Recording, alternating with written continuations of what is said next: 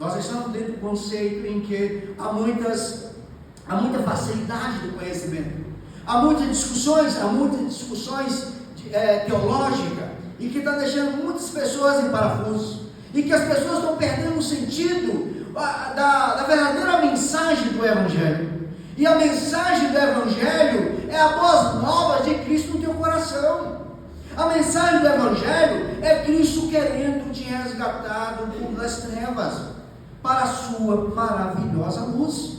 Portanto, aproveite o tempo que se chama hoje, remindo o tempo, porque os dias são maus, dos acidentes, das mortes súbitas, das mortes naturais, das mortes que ninguém nem esperava. Mas você está aqui hoje, então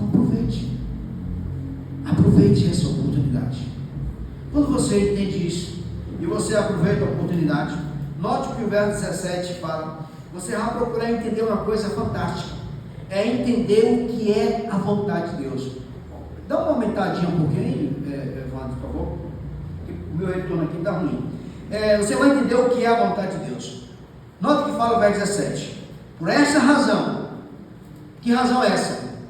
De você buscar andar como sábio, de você como sábio saber remir o tempo, e como você agora sabe remir o tempo, sabe aproveitar o tempo que se chama hoje. Aí ele fala: por essa razão, não vos torneis insensatos, mas procurai compreender qual a vontade do Senhor. Amém? Você já parou para pensar qual é a vontade do Senhor? Às vezes a tua vontade, às vezes não, e muitas vezes, se não 99% ou até 100%, da tua vontade não está coadunada com a vontade do Senhor. E você precisa conhecer a vontade do Senhor. Por que muitos quebram a cara? Porque muitos se decepcionam nos seus negócios. Porque muitos se decepcionam em uma decisão. Porque muitos que assim agem não colocam diante do Senhor para fazer com que a vontade dele, de modo especial, a vontade soberana, prevaleça. E aí, quando a gente vai lá para Romanos, como nós lemos hoje pela manhã, Romanos 12, 2, nós ali entendemos que a vontade do Senhor são 3 níveis. E você entendendo esses 3 níveis, não só esse entendimento do experienciar, não é só um entendimento intelectual, para você argumentar, ser um orador, um retórico, não, é um entendimento do experienciar, do viver Deus. E lá fala: e não vos conformeis com este mundo, mas transformai-vos pela renovação do vosso entendimento, para que experimenteis, nota aí, experimenteis, qual seja a boa, agradável e perfeita vontade de Deus. É com propósito que Paulo fala nessa sequência. Às vezes a gente fala a perfeita, agradável e a boa vontade. Ou então fala a agradável, a perfeita e a boa vontade. Não, a ordem é essa: a boa, a agradável e perfeita vontade de Deus. Para você que participou do estudo do tabernáculo, sabe muito bem e entende muito bem o que é a boa, o que é agradável e o que é a perfeita vontade de Deus. Exemplificando e resumindo o que é a boa. Nota que eu falei anteriormente com base no verso 1. Remindo o tempo. Para você que está com a vida alheia, que está com a vida não em conformidade à vontade de Deus, e você hoje está tendo essa oportunidade, entendendo que das centenas de milhares de acidentes e de mortes que houveram no dia de hoje, você está aqui tendo essa oportunidade. Isto chama-se a misericórdia do Senhor sobre a tua vida. Porque o pacote da bondade de Deus vem junto a misericórdia dele, a graça dele, e essa é manifestada na pessoa do Senhor Jesus Cristo ali na cruz, quando ele estava sendo ali crucificado, entregando a sua vida por mim e por você. Ali chama-se a boa vontade de Deus. Ele despejando, derramando o pacote de bondade e você não para entender. Paulo falando, coloca lá em Romanos capítulo 5, verso 5, ele fala justamente desse bagulho da bondade que é derramado, exemplificando no amor, que é derramado sobre nossas vidas. A esperança não confunde, porque o amor de Deus é derramado em nosso coração pelo Espírito Santo de Deus. Então houve esse derramamento quando Cristo ali foi crucificado. A bondade dele, que tem aí o pacote da misericórdia, que não tem fim e se renova cada manhã, e o pacote da graça salvadora dele. Experimentando isso, você vivendo isso, reconhecendo agora que você é uma nova criatura, que você faz parte da nova criação, do segundo Adão, que é Cristo, e como parte dessa nova criação, você está agora nessa militância, por dentro um novo homem, mas por fora um velho homem, e nessa militância você está procurando viver em conformidade ao novo, a nova criatura, na pessoa do Senhor Jesus Cristo que Deus fez. E nessa nova criatura agora você vai procurar agradar a Ele. E agradar a Ele, dentro do conceito do tabernáculo, a boa despejada no pátio, o agradar já é na parte santa, onde os sacerdotes servem ao Senhor na comunhão na comunhão do partir do pão, na comunhão da palavra, na comunhão da oração, no aperfeiçoamento da unidade do corpo de Cristo, no aperfeiçoamento da palavra e no aperfeiçoamento da oração. Então tudo isso que nós estamos fazendo hoje à noite aqui, o que o Senhor espera é que isso seja agradável, conforme o verso 2 desse mesmo capítulo, que diz assim: e andar em amor, como também Cristo nos amou e se entregou a si mesmo por nós, como oferta e sacrifício a Deus, em aroma suave. Antes, os judeus em especial, os gentios não tinham essa incumbência. Os judeus anualmente faziam sacrifício por pecado, pecado por ignorância, pecado por vontade própria, e todo tipo de pecado. São 5 na verdade. Vou trazer um estudo aqui depois sobre isso. Quando Cristo veio, o que o Senhor agora? Ele não quer mais sacrifício de demais. Ele quer o sacrifício da tua devoção, da tua sinceridade, num coração contrito a Deus, de modo que o teu cérebro, quando é queimado diante do Senhor, é esse aroma da tua busca, esse aroma do teu serviço ao Senhor, esse aroma da tua intimidade com Deus, que vai adentrar ao trono de Deus, que hoje não há mais barreira, porque até lá, antes de Cristo, havia aquela barreira, aquela cortina, que foi rasgada do alto a baixo, mas agora não, está livre. É isto que o Senhor quer sentir, como aroma suave, a tua vida sendo despejada no serviço ao Senhor, na intimidade com o Senhor, buscando o aperfeiçoamento da unidade do corpo de Cristo, buscando o aperfeiçoamento na palavra de Deus, buscando o aperfeiçoamento na oração. Tivemos vigília aqui, de quarta para quinta. Como que você vai se aperfeiçoar na oração, se você não se importa em orar? Eu disse aqui hoje pela manhã, não confunda sua vida devocional com o seu compromisso coletivo. Você tem um compromisso com o corpo de Cristo, e como o corpo de Cristo, quando você é convocado para orar, como Josafá fez diante do povo, em que ele estava ali rodeado pelo inimigo, ele convocou jejum e oração. Toda a nação atendeu, o povo vestiu-se de saco de pano, o povo jejuou, o povo orou, até as crianças oraram, até as crianças jejuaram, e Deus foi que lutou aquela guerra, foi que venceu aquela guerra. Como que nós, igreja, vamos triunfar? E aí eu falo como igreja batista remanescente, como que nós vamos triunfar se nós estamos perdendo esse conceito do que é igreja? Do que é igreja, da busca do aperfeiçoamento da unidade do corpo de Cristo, do que é igreja, do que a busca do aperfeiçoamento da palavra e na oração.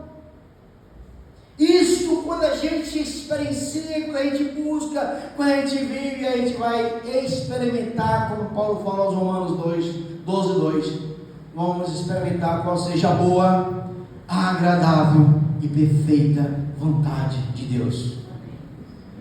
A perfeita, nós estamos distantes, reconheço isso.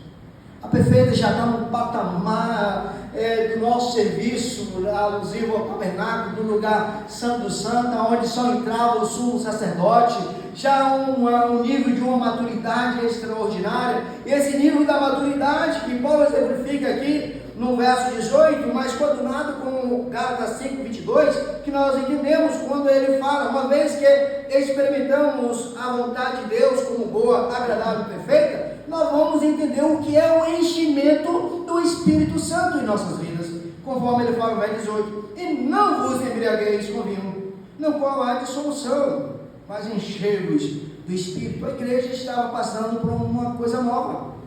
Os irmãos estavam saindo do mundo das trevas, onde beber era normal, onde prostituir era normal, onde o linguajar obsceno era normal, onde as decisões com base no agradar o eu era normal. Mas agora, como nova criatura, as novas instruções e a igreja, antes das instruções, continuaram. Isso é natural de toda criança. Quando não instruída, ou quando a criança ainda não tem a percepção de entender o que é certo, o que é errado, o que é ruim, o que é bom, dela sempre tendenciar para o ruim. É normal, que aqui é o conceito da igreja que ainda era criança. É por isso que Paulo, olha, vocês que andam se embriagando com vinho, não façam mais isso, mas pelo contrário, uma vez que vocês experimentam ou experimentaram a vontade de Deus, busque agora o enchimento do Espírito Santo. Agora a pergunta é, o que é o encher do Espírito Santo? E o enchimento do Espírito Santo, uma vida cheia do Espírito Santo, denota sapatinho de fogo, línguas estranhas, denota muito barulho? Não é isso. Denota um homem cheio de dons, cheio de talentos? Também não é isso. Nós temos exemplo bíblico. A igreja ali em Coríntio era a igreja que, conforme Paulo fala na sua primeira carta, que não tinha falta de nenhum dom, mas era uma igreja problemática, não é, pastor Wallace? Era uma igreja em que Paulo precisou escrever, foram 3 cartas, mas na Bíblia só tem duas cartas, em que essas 2 cartas, na defesa dele mesmo, e procurando corrigir incesto, outras divisão, teve pessoas que afrontaram Paulo lá nessa igreja. A igreja era séria, e a Bíblia fala, a igreja não tinha falta de nenhum dom, mas o que faltava à igreja? Esse enchimento do Espírito Santo.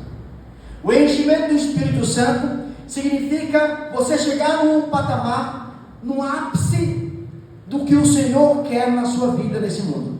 E conforme em Gálatas, Paulo escreveu nos Gálatas, capítulo 5, verso 22, nós vamos entender que ali, com base no fruto do Espírito Santo, nós vamos entender as características. Eu repito isso aqui constantemente. Você que é remanescente, não souber as características do fruto do Espírito Santo ainda de cor, aí merece pagar uma prenda. Porque eu sei que tem aquele que fala de novo isso. Se você ainda não sabe, então você não está sendo, eu estou sendo um péssimo professor para você. Mas quais são as características do fruto do Espírito Santo que denota o enchimento do Espírito Santo? Primeiro, amor, paz, alegria. Esses 3 aqui estão no nível da imaturidade. O segundo nível, que é o 4 na verdade, o segundo nível, longanimidade, benignidade e bondade. Esse aqui está no nível da juventude. É quando a gente experimenta a bondade do Senhor, a bondade sendo despejada, assim como Deus, Ele quis compartilhar da sua glória conosco. Nós, uma vez sendo, experimentando a bondade do Senhor, nós vamos ter essa necessidade de compartilhar com quem necessita. É a fase da juventude, do vigor. E o último nível é o nível da maturidade, que vem a fidelidade, mansidão e domínio próprio. Note como a Bíblia ela é extraordinária. Amor, paz e alegria, toda criança sabe o que é isso. Bondade, longanimidade e benignidade, A juventude não sabe, mas está exercendo, está aprendendo o que é isso. Agora a juventude sabe o que é fidelidade, a juventude sabe o que é mansidão, a juventude sabe o que é domínio próprio? Não, isso aí já é uma fase de maturidade. Não significa que você vivendo isso, você não está vivendo amor, está vivendo sim, mas você já passou pela fase do amor, paz, alegria, já saiu da fase da infantilidade, você agora está na fase da juventude e está buscando a maturidade, o aperfeiçoamento no Senhor, de modo que esse enchimento do Espírito Santo, uma vez estando completo em sua vida, há uma conclusiva, e essa conclusiva deve ser o regozijo, essa conclusiva deve ser a notória alegria em todo o seio da igreja do Senhor. Nota o que fala o verso 19 e o verso 20, falando entre vós, o que caracteriza, melhor colocando, uma vida cheia do Espírito Santo de Deus. Uma vida cheia do Espírito Santo, como aqui coloquei, não é sapatinho de fogo, não é língua estranha, mas é o que? Falando entre vós com salmos. Não é falando com você só. A Bíblia sempre está levando para a koinonia, para a necessidade de um para com o outro, porque é melhor dar do que receber. Primeiro você tem que dar para depois receber. Então, falando entre vós com salmos, salmodiando, entoando e louvando de coração ao Senhor, com hinos e cânticos espirituais. Amém? Notem, isso aqui é o resultado de quem tem uma vida cheia do Espírito Santo. Ainda que as circunstâncias não permitem você andar louvando, salmodiando de coração ao Senhor com cânticos espirituais, as circunstâncias não podem abafar uma vida cheia do Espírito Santo, mas ao contrário, você vai fazer por onde que as circunstâncias, ainda que sejam reais, vai fazer como Paulo e Silas fizeram quando estavam lá na prisão. A Bíblia fala, homens cheios do Espírito Santo, amarrados, acorrentados no calabouço, sentindo frio e tudo, e a Bíblia diz que à meia-noite estavam eles lá, louvando e bendizendo ao Senhor. Eles não importaram com as circunstâncias, mas uma vida cheia do Espírito Santo, ignorou as circunstâncias e estavam ali louvando e bendizendo ao nosso Deus. E qual foi o resultado desse louvor dele? Veio o terremoto, e Deus ali salvou o carcereiro e toda a sua família. Paulo não saiu, nenhum preso saiu. O propósito do terremoto foi para salvar o carcereiro e a família. Será que é necessário o Senhor despejar um terremoto sobre a sua vida para abrir os olhos da necessidade de buscar o enchimento do Espírito Santo de Deus? Espero que não precise, eu espero que não seja necessário, mas uma vida cheia, não importa as circunstâncias. Nós temos um péssimo hábito esse, que foi peculiar ao povo judeu quando saiu do Egito, que foi o pior, na verdade, pecado, a murmuração. É muita reclamação, reclama daquilo, reclama disso, reclama da esposa, do marido, dos filhos, reclama até de Deus. Se reclama da esposa do marido, imagina de Deus. Não reclama até de Deus. Se reclama de Deus, imagina do resto. É uma vida de reclamação constantemente. E a murmuração foi o erro do povo judeu. Paulo fala isso lá, 1 carta aos Coríntios, capítulo 10. Da murmuração. E a igreja, como nova criatura, nova criação de Deus, que tem o Espírito Santo de Deus, que não está no espectro externo, mas está interno, está dentro de você, você que reconhece a Jesus Cristo como o Senhor e Salvador. O Espírito Santo está dentro de você, e Ele, estando dentro de você, Ele quer que você tenha liberdade essa para que, mesmo em meio às circunstâncias, você louve o Senhor, mesmo em meio às lágrimas, você está louvando ao Senhor. Você vai ter força essa, que você não vai entender coisas que eu já experimentei. O que está acontecendo comigo? E você precisa experimentar isso. Você precisa experienciar isso. Mas quando isso não acontece, sabe por quê? O verso 30 do capítulo 4 explica. Não, você está entristecendo o Espírito Santo. Paulo fala, e não entristeçais o Espírito de Deus, no qual for selado para o dia da redenção. E como você vai entristecer, como você entristece o Espírito Santo? Quando você começa a andar como as pessoas das trevas. Você não é mais trevas, você é luz, você é filho da luz.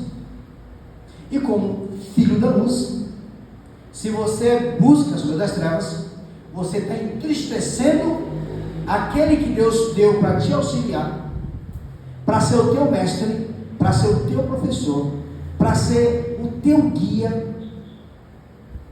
E ele vai estar tão triste, que aí você não vai ter o auxílio dele, ao contrário. Você vai ter boca para murmurar, para reclamar, boca para até fazer coisas indecentes diante do Senhor. Como nós falamos hoje aqui pela manhã, tornando até cúmplices das obras infrutíferas que os gentios praticam. Mas busque. O verso 20 fala, dando sempre graças por tudo ao nosso Deus e Pai, em nome de quem? Do nosso Senhor Jesus Cristo. A Bíblia fala em tudo dai graças, porque esta é a vontade de Deus. Em tudo dai graças. Às vezes pode causar até estranho, né? A Vanessa perdeu o menino, foi em novembro? Foi em outubro. Outubro, né? Vanessa perdeu em outubro. Eu dei graças a Deus. Como é que faz isso? Dando graça, amor, tanto sonho, desejo, ter um filho e tudo. A Bíblia me ensina, em tudo dá graças. Entende? É numa situação como essa, um exemplo, que a gente não entende. Às vezes tem um acidente, graças a Deus pelo acidente. Como é isso? Dando graças a Deus pelo acidente. A Bíblia me ensina. Vai perguntar isso para Deus, mas ela diz isso, ó, em tudo dai graças, porque esta é a vontade de Deus. Agora, para os filhos dele, aqueles que foram chamados segundo o seu propósito, para os filhos da luz, para os filhos de Deus. Concluo, sujeitando-vos uns aos outros no temor de Cristo. Estamos dentro do conceito que a sujeição, que é a mesma coisa da submissão, ela está ausente dentro do seio da casa do Senhor.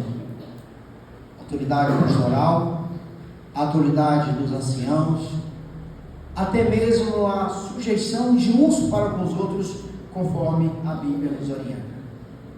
Mas quando nós estamos e buscamos o enchimento do Espírito Santo, nós não vamos fazer isso com muito esforço, nós vamos fazer de forma natural. O Espírito Santo vai começar a agir, e ele, como guia, como o seu mestre, como certificado da tua filiação, coloca lá Romanos 8:16, como certificado da tua filiação para com Deus, ele vai fazer com que você tenha sede de Deus. Ele vai fazer com que você tenha sede de se dobrar de joelho diante dele, que você tenha sede e a necessidade de jejuar diante dele. Ele vai fazer com que você tenha sede de ampliar a sua visão dos céus. Ele vai fazer com que você tenha necessidade de ampliar a sua audição espiritual. Ele vai fazer com que você tenha necessidade de estar em coinonia com os irmãos, porque ele, como certificado, eu costumo falar que é o nosso certificado de nascimento, né? Do nosso novo nascimento, o próprio Espírito testifica com o nosso Espírito que somos filhos de Deus. Agora o verso seguinte, verso 17. Ora, se somos filhos, somos também herdeiros, herdeiros de Deus e co-herdeiros com Cristo, Se com Ele sofremos, também com Ele seremos glorificados. E a terra está assim, naquela ansiedade, conforme Paulo também fala aos Romanos, nesse mesmo capítulo. A ansiedade de ver os filhos de Deus, serem revelados. E eu ando nessa ansiedade, eu ando nessa agonia, conforme Paulo fala em 2 Coríntios capítulo 5. Nessa ansiedade, porque eu falo que a ansiedade é santa porque está na Bíblia, né? Não é aquela ansiedade que faz você perder o juízo, não é aquela ansiedade que faz com que você viva essa expectativa de revestir do novo corpo, da nova vestimenta, do novo eu, da nova criação que está dentro de você. E você, cheio do Espírito Santo, faz com que você traz, conforme o Rodman fala, traz um pouco da glória para aqui, para a terra, de modo que aqui, enquanto você está, você vai viver não na plenitude, mas um pouco da glória de Deus. Não porque você é o bambam, mas é porque pela bondade e pela misericórdia de Deus, pela busca e pelo enchimento do Espírito Santo de Deus sobre a sua vida, o Espírito Santo vai ter aquela harmonia, aquela comunhão, para trabalhar com você, para você falar o que o Espírito Santo está colocando nos seus lábios, para você buscar o que o Espírito Santo está colocando no seu coração, para você ser, para você ser aquela criatura que venha agradar ao Pai, que venha agradar a Deus e não ao homem. E para isso precisamos sujeitar uns aos outros.